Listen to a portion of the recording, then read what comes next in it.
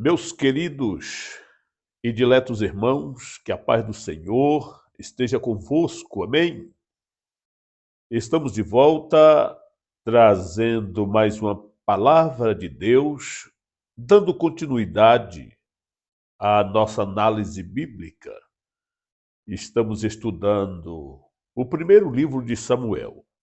Em nosso conteúdo anterior, nós havíamos falado sobre aquele episódio quando Davi se fez de louco, deixando a sua barba cheia de saliva, para dar a impressão a Aquis, rei de Gate, de que ele era mais um louco que apareceu ali.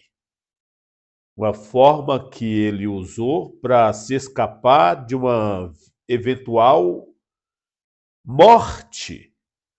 Até porque, segundo os costumes da época e do lugar, eles não poderiam fazer qualquer maldade às pessoas débeis, vamos dizer assim, morador de rua, e que tinham problemas mentais. E Davi se fez de louco justamente para se aproveitar desse benefício e escapar. E deu certo. Então ele se escapa, vai embora e tenta se refugiar na caverna de Adulão. O assunto que nós vamos tratar a partir de agora nesse conteúdo. Por isso peço que você venha compartilhar, se inscrever em nosso canal, dar um joinha, deixar um comentário, algo que possa levar esse conteúdo a outras pessoas, amém?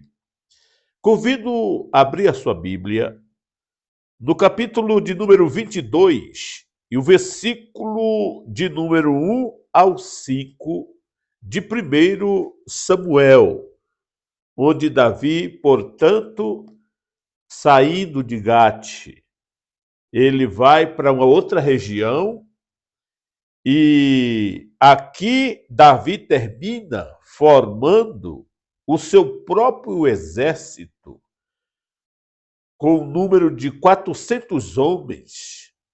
E nesse mesmo texto estaremos analisando a inquietação de Saul, que ordena a execução de 85 sacerdotes do Senhor, pois ele julga essas pessoas como suspeitos de terem ajudado a Davi. Abeleque e os demais que ficaram em Nobe e sustentou Davi com pão e deu a espada de Golias. Teve um preço muito alto. Lembra que Doeg estava lá? O dedo duro? Pois bem, uma coisa liga a outra. E assim a história vai sendo escrita para nos trazer lições preciosas para a nossa vida. Davi refugia-se na caverna de Adulão e depois em Mispa.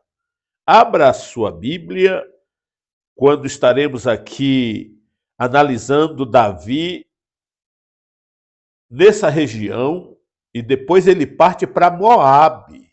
Olha isto, Moabe está em conflito com Israel, com Saul, pois Saul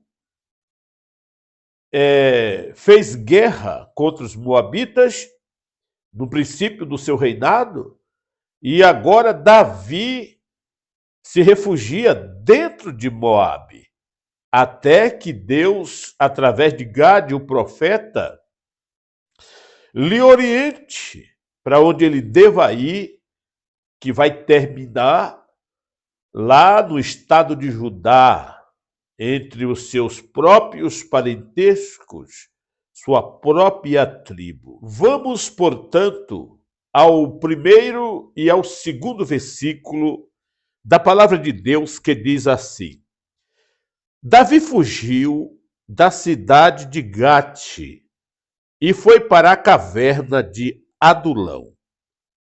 Quando seus irmãos e a sua família de seu pai souberam disso, foram até lá para encontrá-lo. Também juntaram-se a ele todos os que estavam em dificuldades, os endividados e os descontentes, e ele se tornou o líder deles.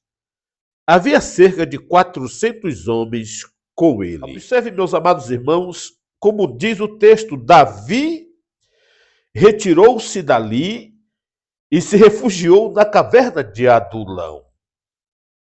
Evidentemente, quando se estuda a geografia deste lugar, encontramos nela regiões com muitos refúgios.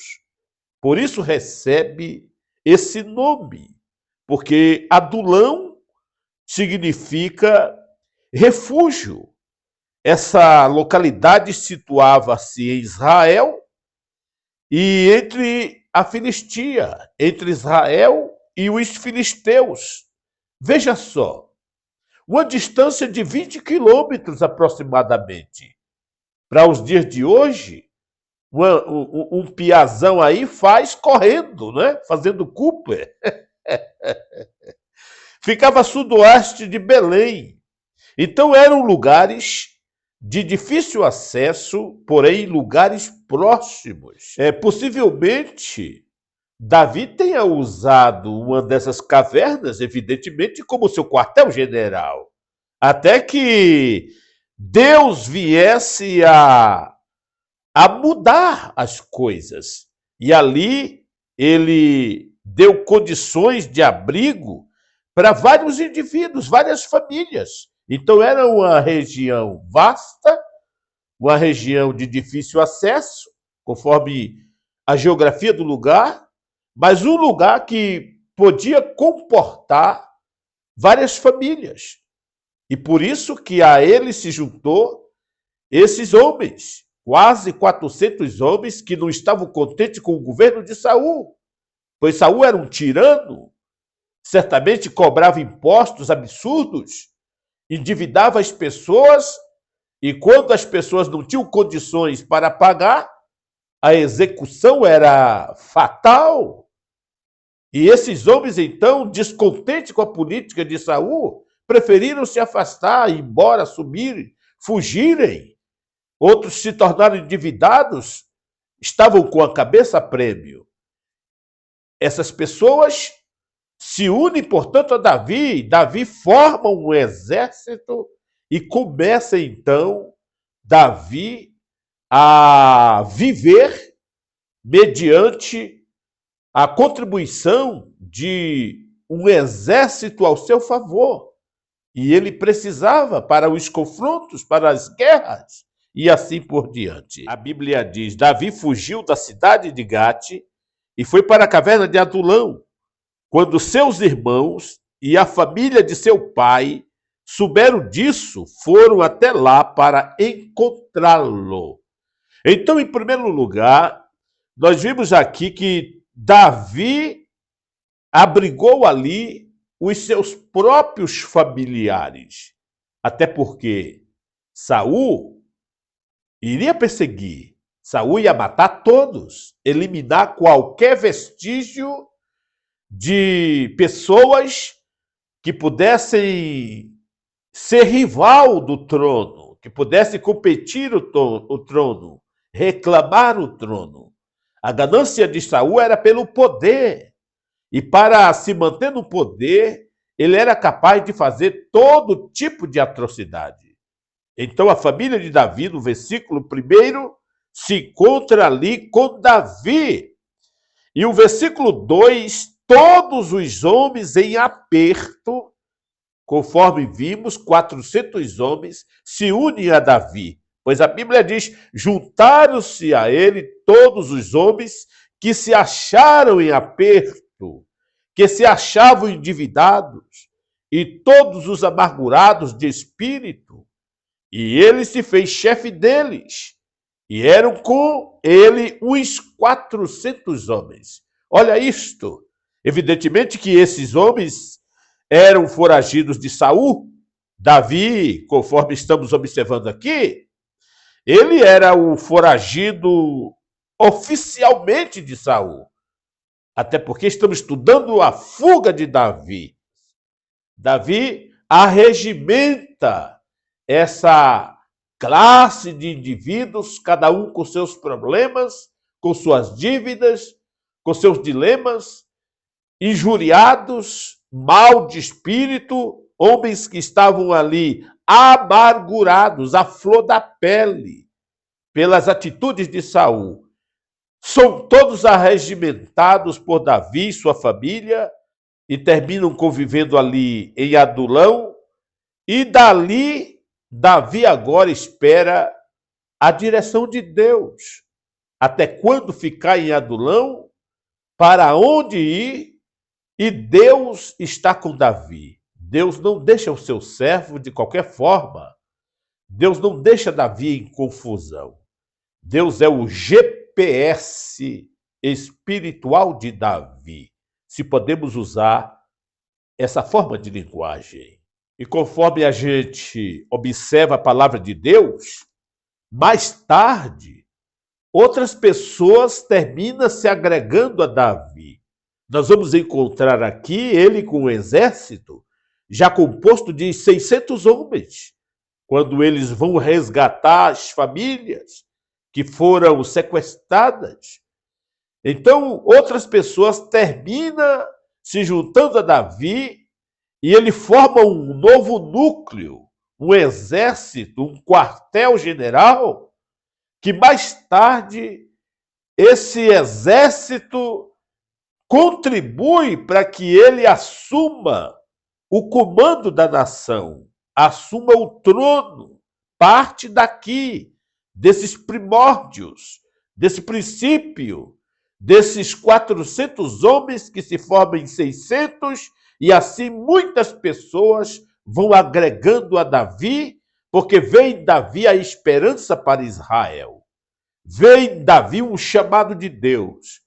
Vem em Davi um homem segundo o coração de Deus e se une a ele. No versículo de número 3 e o versículo de número 5, Davi decide se mudar de Adulão.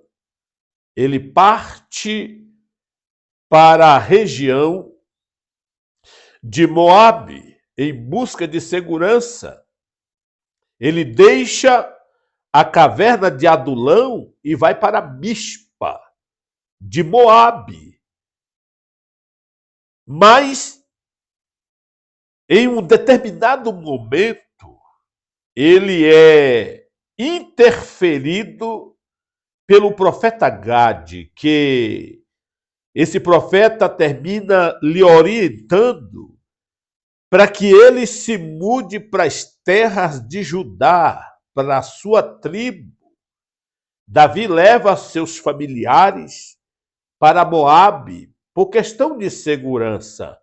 Conforme a gente está observando o texto, Davi muda de um lugar para outro, forma um exército, vive como se pode, se abriga em Adulão, agora se abriga em Moabe com a sua mãe, seu pai, para se protegerem, sai de Moabe para ir para Judá, e a sua vida é uma vida de um foragido, sem sossego, sem liberdade, para preservar a sua vida, e nós podemos observar o quanto é caro um chamado de Deus na vida de alguém. Tudo que Deus nos concede não é de graça, meu irmão.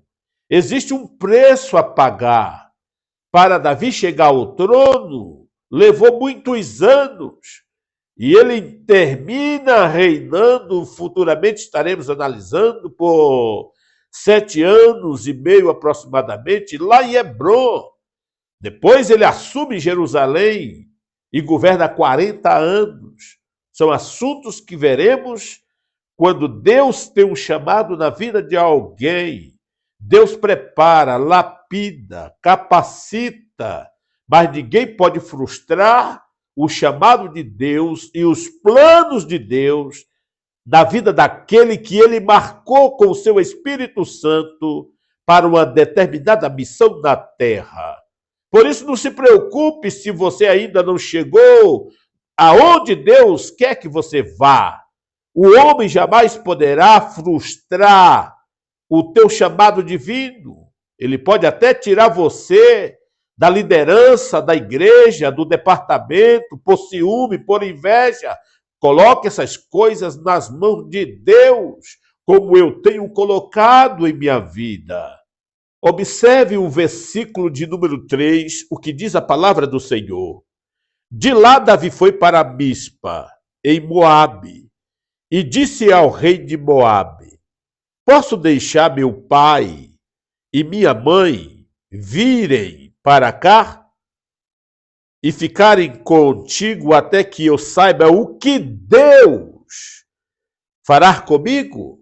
Como é bom quando as pessoas vivem na dependência de Deus, subordinados pelo Espírito do Senhor. Isso é maravilhoso, é fantástico.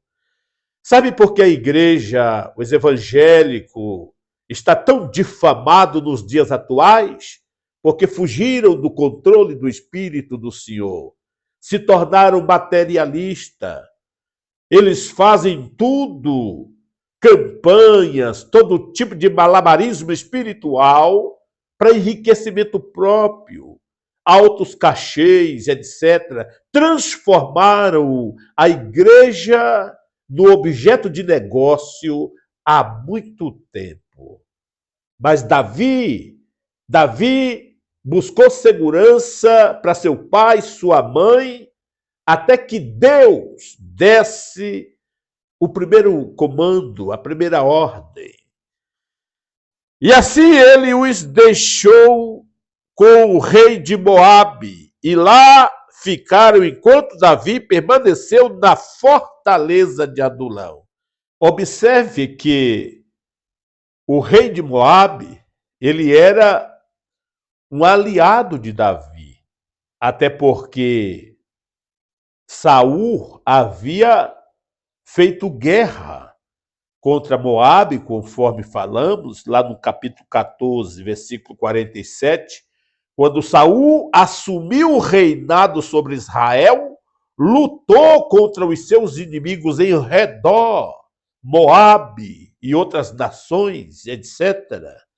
Por causa dessa inimizade, Saul não tinha como entrar em Moabe para capturar Davi. E Davi, então, ele se une a este rei, e esse rei termina lhes concedendo abrigo. Agora, você já percebeu que tem uma ligação parentesca entre os moabitas e Davi? Outro fator que levou o favorecimento do rei de Moabe a Davi foi exatamente, meus amados, o fato do próprio parentesco entre ambos, pois a bisavó de Davi era uma moabita. Dê uma pausa e leia o capítulo 4 de Ruth, para você ver ali como Davi entra no cenário da história sagrada. Como Jessé entra no cenário da história sagrada. Lá no capítulo 4, versículo 13, e o versículo de número 22, do livro de Ruth, a Bíblia diz o seguinte: assim tomou Boaz a Ruth, e ela passou a ser a sua mulher. Coabitou com ela, e o Senhor lhes concedeu que ela concebesse e teve um filho, Obed, que gerou a Jessé, e Jessé gerou a Davi. Como que Deus trabalha? Agora, Davi precisa de abrigo e de segurança em Moabe. Veja como a Bíblia ela se interpreta entre si em cada detalhe. Não precisa você colocar interpretações forçadas nas Escrituras. Estamos tratando de livros históricos. Breve chegaremos nos livros proféticos, que você nunca entende como você está lendo. Precisa de cuidados, precisa da ótica espiritual, precisa de oração, misericórdia de Deus para compreendermos a sua palavra. Mas aqui mostra que Davi tinha esse grau parentesco com os moabitas. Assim, Davi deixou os seus parentes em Moabe, num lugar seguro, por um período indeterminado, que a Bíblia não menciona quanto tempo seus pais ficaram ali. Mas, por conta dessa união, desse grau parentesco, por conta desta boa vontade de Moabe, Davi encontra refúgio indeterminado neste lugar. No versículo de número 5, a Bíblia mostra uma mudança de plano. Chega o momento em que Deus diz, basta, chegou o tempo, Davi. No meu relógio está na hora de levantar acampamento. Então, Davi, ele parte para uma outra região, um lugar chamado Herete, nas terras de Judá, lugar de floresta, de muitas árvores. E ali ele fica pela determinação de Deus. No versículo 5, a Bíblia diz o seguinte: contudo, o profeta Gade disse a Davi, não fique na fortaleza, vá para Judá. Então Davi foi para a floresta de Herete. Então o que nós temos aqui? Uma mudança de plano, uma mudança de localidade. Davi agora não estava mais em Adulão, até porque ele estava correndo perigo, e Deus sabe como tratar com seus filhos. E Davi estava fora dos parâmetros da terra sagrada. E Deus não tem comprometimento com este mundo. É necessário que saiamos dele e estejamos no contexto da família de Deus para sermos abençoados pelo Senhor.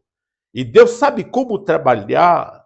E o profeta, então, orienta Davi. Sai daí, rapaz. Esse lugar é um lugar de mundo, lugar dos ímpios, dos pagãos. A sua terra é Israel. Então vá para Herete, vai para a terra de Judá, para a sua tribo, porque ali Deus vai te usar. Ali Deus tem propósitos na tua vida, na igreja, meu irmão, na comunidade sagrada, no meio do povo de Deus, entre o povo de Deus.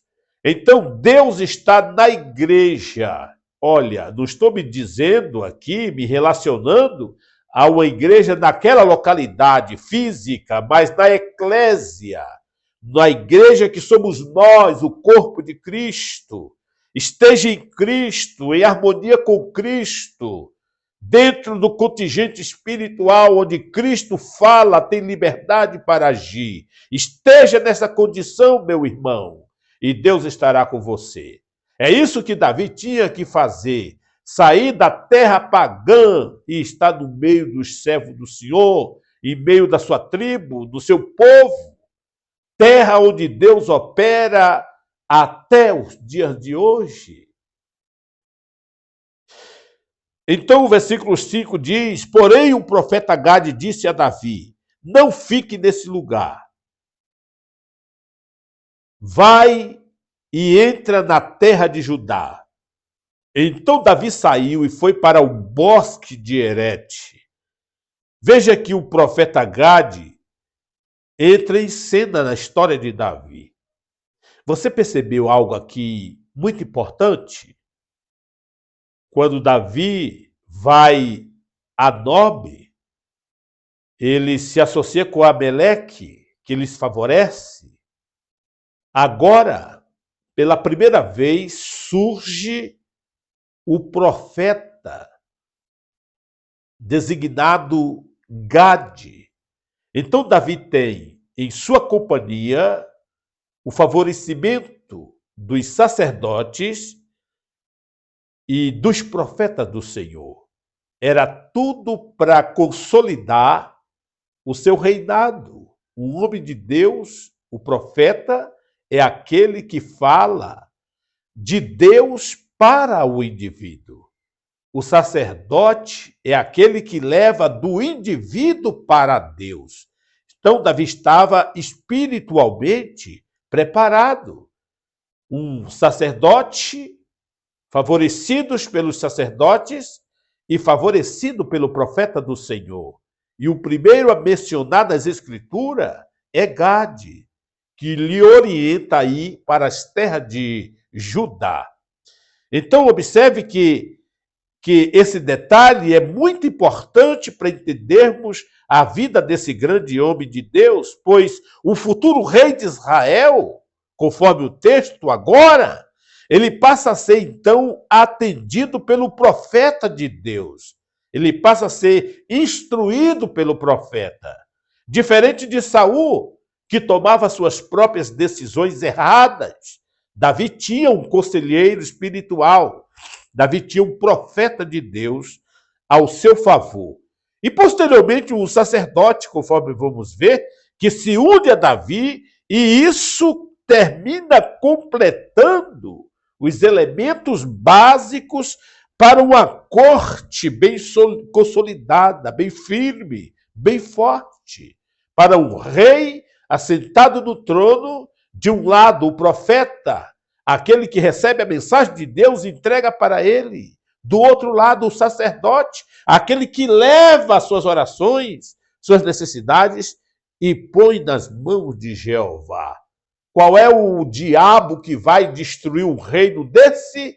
Por isso, até hoje, Israel luta pela sua sobrevivência e ninguém na terra, pode ter o poder bélico que for, conseguirá destruir o povo de Israel. Não adianta tentar. É querer lutar contra a força de Deus. E conforme nós falamos, todas essas pessoas aqui eram refugiadas da tirania de Saul. Saul tinha uma política agressiva, tirânica, uma política radical, e como tal, nem todos estavam contentes. Era tipo um coreano, lembra dos países comunistas, como as pessoas vivem em estado de miséria. Outros são forçados a viver ali, dando sorrisos de mentiras. Mas aqueles que podem escapar da Coreia, por exemplo, daí os seus podcasts, as notícias, porque está sendo abrigado por um país democrático, e ele termina mostrando a crueldade que há lá dentro. E nós sabemos disso. E na Bíblia Sagrada não é diferente, ela mostra o governo de Saul. Quem podia escapar dali, escapava. Quem não podia, era explorado. Tinha que dar sorrisos, continências ao rei, contra a sua própria vontade. E essas pessoas endividadas, essas pessoas com problemas sociais, se escaparam, fugiram e se agregaram a Davi. E aqui começa então o registro do primeiro profeta que ajudou a Davi, e mais tarde a formar os arranjos musicais para o culto do templo. Foram eles, unidos com os sacerdotes, que terminaram organizando o templo e o seu culto. Veremos isso posteriormente. E esse profeta, conforme vimos, Gade, ele foi um profeta historiador, porque ele escreveu as crônicas da história do reinado de Davi, lá em 2 Crônicas, no capítulo 29, no versículo 25, você vai ver que Gade escreveu a história de Davi. Gade também foi um profeta tão autêntico que ele era aquele tipo de profeta que falava quando Deus mandava falar. E falava o que Deus mandava falar. Não é que nem hoje, que a igreja está assim, ó, lotada de falsos profetas. Falsos. Todas as pessoas que se autodenomina profeta de Deus é mentiroso. Fuja dele. Todas essas línguas estranhas que você vê esses profetas falar, para depois dar em profecia, cuidado, peça o discernimento espiritual, porque não existe profeta na atualidade. O único profeta que a Bíblia fala para a atualidade são as duas testemunhas que virão no período da grande tribulação, que vai ser uma dor de cabeça para o planeta Terra, para os homens. Mas isso são coisas futuras que nós vamos analisar também quando estivermos estudando o livro de Apocalipse. Ao passar disso, são todos falsos profetas, meninos espirituais, neófitos, que estão nos púlpitos, nos grupos, nos departamentos da igreja, estão espalhados por todo lugar. O que bem tem no meio pentecostal e neopentecostal são falsos profetas. Eu sou um pentecostal, eu sou da Igreja Assembleia de Deus, mas não sou profeta. Não sou profeta. Eu sou um tipo de pessoa que prisma pela verdade da palavra de Deus. Eu sou pessoa que, se eu vou pregar uma palavra, ela tem que estar embasada na doutrina da palavra de Deus. E não naquilo que eu acho. E como as pessoas estão aí usando esses termos para se beneficiar. Cantoras e cantores que se diz levita de Deus. O cara é brasileiro e se diz levita. Mudou de identidade. Ele agora, no toque de mágica, se transformou no israelita da tribo de Levi. É levita de Deus. Mentira. Falsos profetas. Se beneficiando de titularidades bíblicas para se auto-beneficiar. Cachês de 400, 600 mil. Meu Deus, como o povo se vendeu. Só a misericórdia de Deus para preparar a igreja para o arrebatamento. Se não, meu irmão, o Senhor Jesus Cristo vai dizer para o Pai, o que eu vou fazer na terra? Meu Pai, eu não dou viagem perdida. Mas Deus tem um plano, Deus tem um método, uma forma que vai levar essa cristandade para a purificação. E acredite, chegará o momento que você vai determinar sua fé pela sua vida, antes do arrebatamento da igreja. Porque as pessoas acham que Jesus vai vir arrebatar a igreja e que eles não vão sofrer e que eles não vão morrer, porque Jesus virá antes. Você está enganado, meu irmão. Se você ama a Cristo, você não tem que temer a sua vida. Você tem que ter fé ao ponto de dar a sua vida por amor a Jesus. Mas os crentes querem fugir. Fugir de barata, fugir de cobra, fugir de aranha. Não dorme no quarto escuro. Ô, meu irmão, que fé é essa? Que fé é essa? E aqui, Gade, o que ele faz? Quando Davi peca no caso de Batseba, foi ele que chegou. Davi, há uma história, contou a história e Davi ficou brabo. Davi ficou brabo com a história. E aí o profeta então conclui e diz, pois esse homem, Davi, é você. Você pecou contra Deus. Isso é profeta de Deus, não um bajulador que vive na corte do rei, como os profetas de Baal, falando o que o rei queria ouvir. Gade era um profeta que falava o que Deus mandava falar. Isso é autenticidade.